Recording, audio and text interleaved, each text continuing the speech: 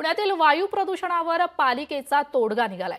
वाढत्या प्रदूषणाच्या विरोधात पालिकेकडून नवा उपक्रम राबवण्यात आलाय। तर पालिकेकडून शहरात फिरवल्या जात आहेत फॉग कॅनॉल मशीन। शहरात विविध ठिकाणी या मशीनद्वारे शुद्ध पाणी आणि केमिकलची फवारणी करण्यात येणार। पुण्यातील जास्ती रहदारी असणाऱ्या आणि जास्त वायू प्रदूषण करणाऱ्या ठिकाणी फॉगिंग मशीनद्वारे फवारणी करण्यात येणार आहे। त्यामुळे पुणे शहरातील वायू प्रदूषण 10% आता कमी होणार।